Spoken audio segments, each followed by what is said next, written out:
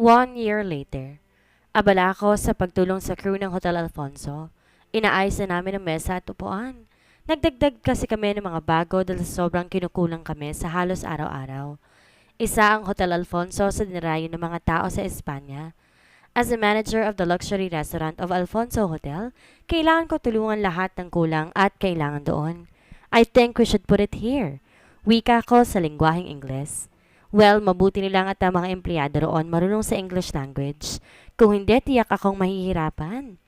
Isang taon na rin ako sa trabaho ko doon. I might say, naaliw ako at trabaho ko. Mas lalo ko minahal bilang manager sa restaurant na yon. Nag-aaral ako ng kanilang wika.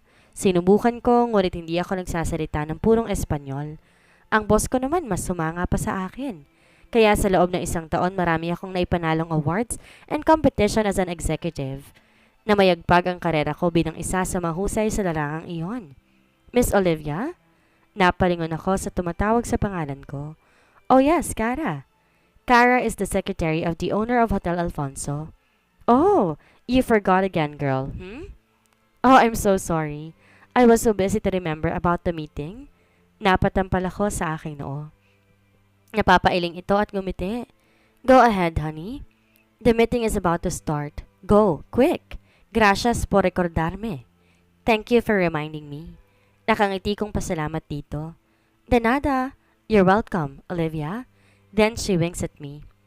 Pumasok muna ako sa aking opisina at kinuha mga papeles na kakailanganin ko sa nasabing meeting. I also put on my coat and then I run to the elevator. Nang nasa conference area na ako, ay kumatok ako at saka ko yun binuksan. Oh, sorry if I am late to this meeting. Nag-aalangan akong ngumiti nang natuon ang tingin ko kay Mr. Ricardo Alfonso III. Take a seat and we will start on the meeting, Olivia. Ang wika nito sa akin. Nahihiyang naupo ako. Sa lahat ng manager, ako na lang kasi ang kulang at late pa. Nung napatingin ako sa direksyon ni Cara, tumango lang ito sa akin at ngumiti. Sa lahat ng empleyado, si Cara lang ata ang pinaka-close ko. Ito ay dahil Cara is the greatest person na tumutulong sa akin sa lahat ng bagay. Sa kanya rin ako ipinagkatiwala ni Mr. Alfonso at ng mabait na asawa nitong si Esmeralda Alfonso. When they hired me, si Cara ang nakapalitan ko ng conversation through emails. Sa pagdating ko ng Seville Airport, si Cara din ang sumundo sa akin hanggang sa paghatid sa akin sa apartment na tinitirhan ko ngayon. Lahat, si Cara ang nagsanay sa akin at utang na loob ko sa kanya ang lahat. If ever we have free time, ito pa rin ang kasama ko and she tutors me in the Spanish language hanggang sa naging malapit na kaibigan ko na ito. Katulad ko, anal din to sa dating asawa niya. May anak ito at ayon ay nasa poder ng ex-husband niya. Dahil sa kanyang paglahad, hindi ko rin naiwasang maglahad ng kwento ko sa buhay. But unlike me, Cara is happy being with her new boyfriend. Matapos ang naturang meeting, Mr. Alfonso ended it with his wide smile. Isa-isa nang nagsialisa ng lahat. Ako naman ay nagpahuli. When I was about to stand up, tumikim ang may-ari. Olivia, stay. Nag-angat ako ng tingin dito. Nagtagpo rin ang mga tingin namin ni Cara. I think that girl knows what will happen. Yes, sir? Naupo akong muli. I want you to attend the International Convention Ball that will be held at the Town City Hall of the historic city of Ronda. Wika ni Mr. Alfonso. Napaawang ang bibig ko. Me? Why me? Gulat na gulat pang tanong ko rito. Yes, why not you? I chose you and my wife to come with us because you are our top excellent employee in this establishment. Talia, my daughter is also there. Okay. May I know when is that convention ball, sir? On Saturday night. Do not worry about your gown. Esmeralda will provide it for you. Okay, is that all, sir? Tumango ito. Anyway, see you on that day, Olivia. I am sure you will receive an award. Keep up the good work. Tumayo na to at saka umalis ng tuluyan. Cara and I left the room. Humarap ako kay Cara. What's that ball all about? Tanong ko rito na nakakunot ang noo. She rolled her eyes. You really know nothing, honey. Oh, honey, you were so lucky to attend the convention ball that was held at the most historical hotel, the Parador de Ronda. Really? Yes, and you know, all of the executive employees in Alfonso were hoping that one day they will also attend that yearly awarding ball. That ball is phenomenal. Why? Because all of the greatest top hotel owners in the world will also be invited. You are such a lucky girl. Bilib ako sa'yo. I laughed when I heard a Tagalog word from Kara. What is it again? Da, I'm also learning your language. Ikaw lang ba? Natawa na naman ako. You're so slang, so cute. Ang arte mo? Same to you, girl. Tapos tumawa siya at kinindatan ako. Magkasabay kami lumabas sa loob ng conference room na yon. And then, we were back to our work again. Pumasok muli ako sa aking opisina. Bumuntong hininga ako at sinimulang muli ang aking trabaho. Sinusuri ko ang mga dokumento na ipinakita ko sa aming pagpupulong kanina. Well, sa akin na naman pumarig ang swerte at ako na naman ay may mataas na marka sa sales presentation. Kaya siguro ang ilang mga manager sa hotel na yon may tagong galit o inggit sa akin dahil doon. Lalo na nga't naimbitahan pa ako ni Mr. and Mrs. Alfonso sa isang engrandeng pagdiriwang sa isa sa pinakasikat na hotel sa Espanya. Well, I'm nicely doing my job. Binabalik ko lang lahat ng kabutihan ng may-ari sa akin. They provide me everything. Free apartment, allowance, medical care, a company car, and also they are paying my grade that will provide for my needs. Bukod kasi sa pang-araw-araw na pangangailangan ko sa buhay, natugunan din yung mithiin ko na puntahan na magagandang tourist spot ng bansang Espanya. Nang matapos kong aking ginagawa, nag-research ako tungkol sa convention ball na dadalhan namin sa Sabado ng gabi. Nag-research din ako sa lugar at napawawa ko. Ang Parador de Ronda, nakatayo sa inayos na gusali na dating nagtataglay ng lumang town hall na makasaysayang lungsod ng Ronda. Makikita ang cliffside view ng Tagus Gorge mula sa maraming balconied room at duplex suite ng hotel. Nasa monitor pa rin ang laptop ang aking mga mata nang may tumawag sa akin sa telepono. Hola, buenas tardes. Hello, good afternoon. Olivia? Agad kong nabosesa na nasa kabilang linya. Si Señora Alfonso? Sweetheart, are you already informed that you will go with us for the yearly convention ball in Parador de Ronda? Yes, senyora. Tumango ako kahit di ko to harap. Bueno, good. Well, the tailoring won't go to your place now. Will you go and visit their shop for your dress for the ball after your duty? Oh, sure, senyora. It's my pleasure to attend the phenomenal ball. Muchas gracias por invitarme. Thank you for inviting me. De nada, sweetheart. Anyway, I will call Kara and ask her to... No, senyora. I can go on my own to the shop. I think Kara is busy. Adios. See you on Noche del Sábado. Si, senyora. Adios. After my working hours, naghanda na ako para puntahan ang address ng shop na binigay nito sa akin.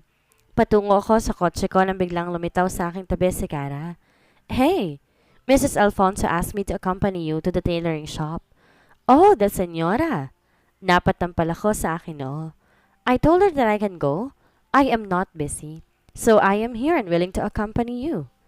Thanks, Kara. You're such a very nice friend. Nakangiting wika ko rito. This is not free, honey. You must treat me for dinner after we go to the tailoring. Sure, honey. Agad naman ako na sumang-ayon sa gusto nito. Pagkatapos ako sukatan ng tailor, kinausap niya ako about sa gown na gagawin nito. She also sketches small details. Nagustuhan ko naman ang disenyo na gagawin nito na alam nitong babagay daw sa akin. Lalo na ang kulay ng damit na nagustuhan ko rin. A hazy shimmering gown will surely suit me. Pagkatapos namin sa shop, dinala ako ni Kara sa isang mataong kainan. Kung sa Pilipinas ang tawag street foods. Hindi naman yon ang unang beses na dinala niya ako roon, kundi maraming beses na. Masaya kami nagsalo sa isang mesa ni Kara. Masasabi kong ibang-iba talaga ang street vendors dito sa Spain kaysa sa Pilipinas. Sa Spain kasi parang restaurant ang klase ng food vendors doon, kaysa sa Pilipinas na pili lang ang maayos at malinis na lokasyon. Honey, how about you will meet your ex at that ball? Huh? Impossible, Kara? Biglang sagot ko sa naging tanong nito. That's possible, Olivia. You said he was running their hotel business in the Philippines. Oh, Kara, why, you're talking about impossible things. She raised her eyebrows and smirked.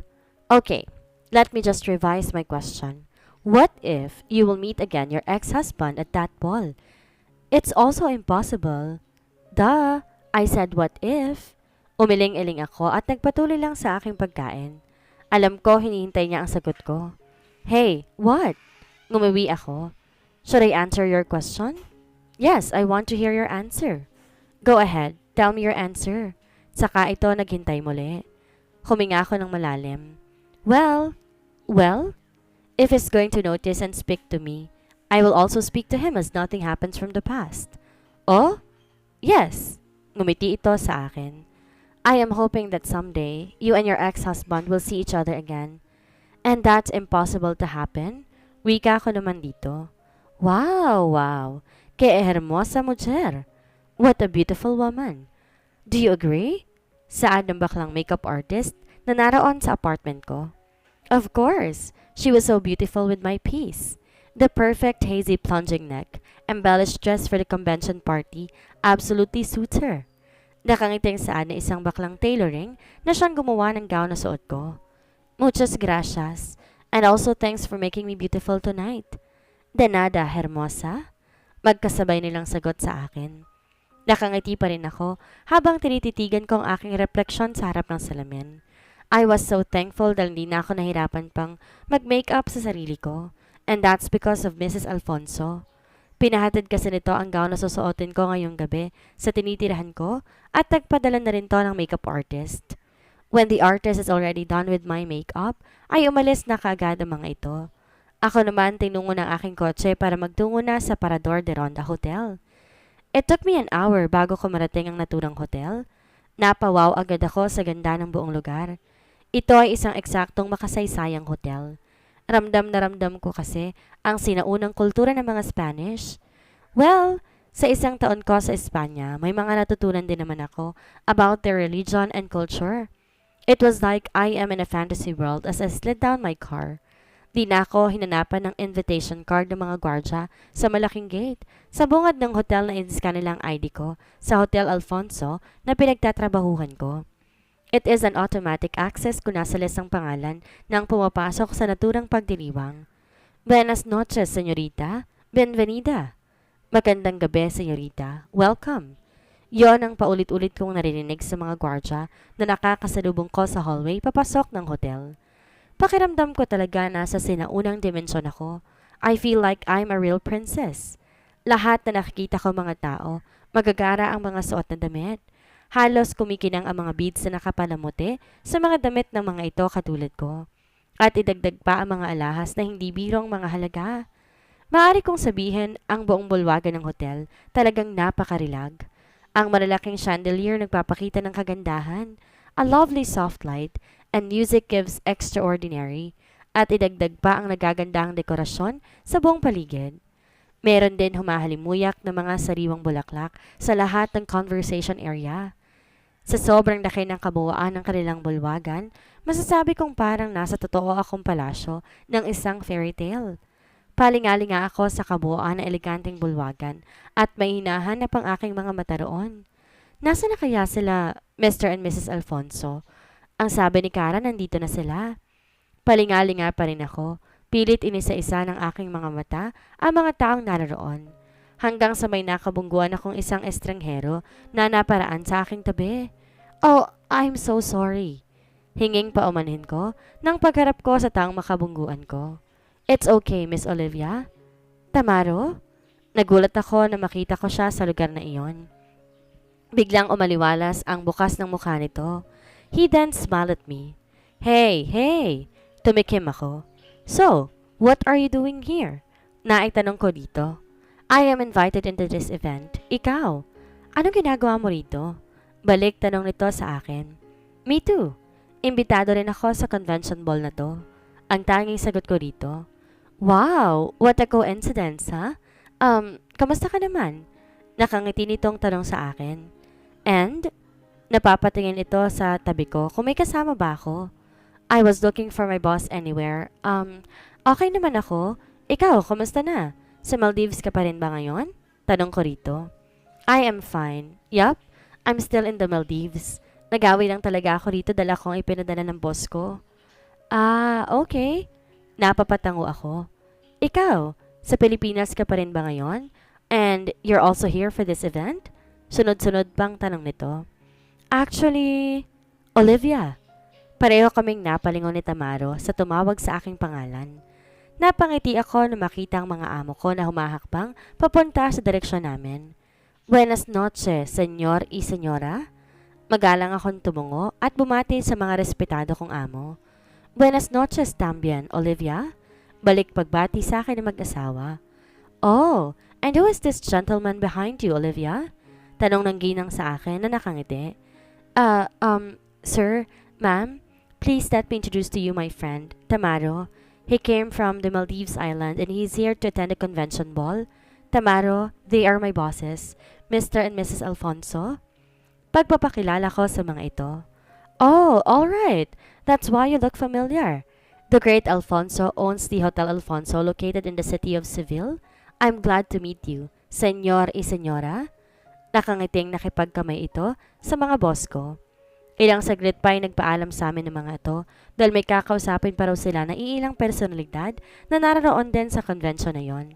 But before they go, binulungan ako ng ginang na sumunod sa mga ito dahil maya-maya magsisimula ng awarding ceremony na pangungunahan ng isa sa may-ari ng pinakatanyag na hotel sa buong Europa, ang Parador de Ronda. Pagkaalis ng mga to, humarap muli ako kay Tamaro na nakangiti. It's been a while, Olivia. Wika nito. I think dito ka sa Hotel Alfonso ngayon nagtatrabaho? Yeah, nakatango kong sagot dito. So, may kasama ka? Kaswal na tanong ko rito para maiba ang topic namin. Yeah, but she's not here. Bigla kasing sumama ang pakiramdam niya kaya ayun, nagpaiwan na lang siya. She? Yes, Olivia. Actually, I am getting married soon. Pagbabalita nito. Nagulat ako. Bumuka rin ng malaki ang mata ko at ngumiti ako rito. Really? Wow! Congratulations, Tamaro. Thanks, Olivia. Tamaro, I think I have to go now. Kailangan kasi ako ng mga boss ko eh. Sabi ko rito. Sure, Olivia. Ako din may hinahanap na personalidad. I think they're also here by now. So, see you around, Olivia. Tumango ako. See you around, Tamaro, and nice to see you again. Ngumiti ito at tumango sa akin. Nice to see you too. Tumalikod na sana ako nang tumikim muli ito. Olivia, kung may time ka, pwede ba kitang yayain sa isang dinner bago kami umalis ng fiancé ko? Sure, walang problema. May hinugot ako sa aking purse. Here is my calling card. You can call me anytime about the dinner invitation.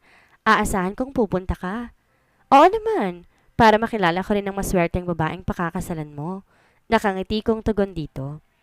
Sa paghaharap at pag-uusap namin yun ni Tamaro, parang nakaramdam ako ng kaginhawaan.